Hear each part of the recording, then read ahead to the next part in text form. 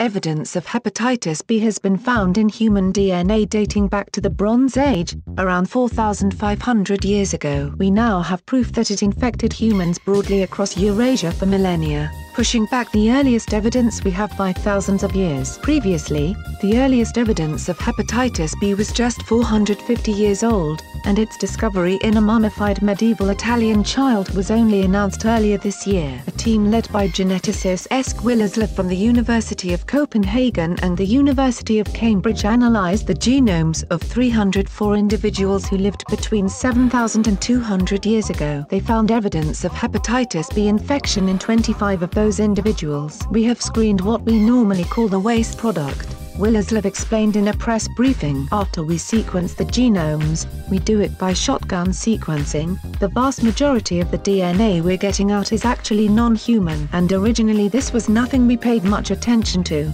It was just expensive and kind of a waste product. But now we've started investigating this waste product for possible pathogens. Using this technique didn't just yield up hepatitis B, but a possible migration route for the devastating plague of Justinian in the 6th century, showing a strong likelihood that it originated in Mongolia. Led by Dise-se, two teams conducted separate studies. The first sequenced the genomes of 137 humans from the Eurasian steppes, to trace the transition from a European pastoral population in the Bronze Age, to a mixed Scythian nomad, European and Siberian population in the Iron Age, to the primarily East Asian warriors that dominated under the rule of Genghis Khan. It also found the basal roots of the plague of Justinian in the Scythian nomad and Eastern steppe Xiongnu nomad groups, which combined in the 4th and 5th centuries to form the Hun traditions. The second study used the DNA sequences from the first study, and those from another 167 individuals that had already been sequenced,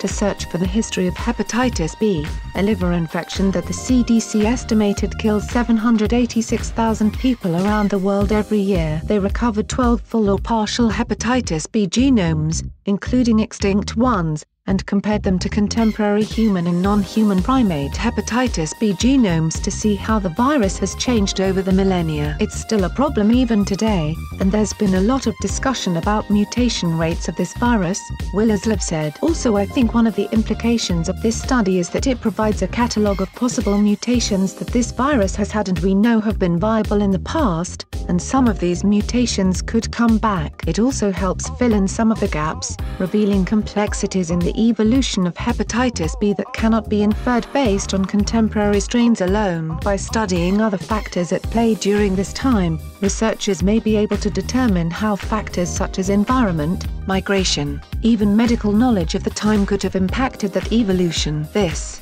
in turn, may help predict how the virus could mutate going forward. More DNA samples sequenced in the future also may help provide a clearer picture, although DNA from ancient remains isn't always easy to obtain, as it often degrades with time. The team obtained the DNA sequenced in the first paper from tooth cementum and the petrous part of the temporal bone, some of the densest bones in the human body, and therefore more likely to protect the DNA inside. To our knowledge, we report the oldest exogenous viral sequences recovered from DNA of humans or any vertebrate, and show that it is possible to recover viral sequences from samples of this age. The researchers wrote in their paper, "We show that humans throughout Eurasia were widely infected with HBV for thousands of years. Despite the age of the samples and the imperfect diagnostic test, our dataset contained a high proportion of HBV-positive individuals. The actual ancient prevalence during the Bronze Age and thereafter might have been higher, reaching or exceeding the prevalence typically found in contemporary indigenous populations." Share this video with your friends and family. Like and share this video on Facebook and Twitter if you agree. Don't forget to support this channel by clicking on the donation link down below and subscribing so you never miss any of our trending reports. What do you think about this video? Scroll down to comment below. Now, if you are seeking the latest trends in fashion,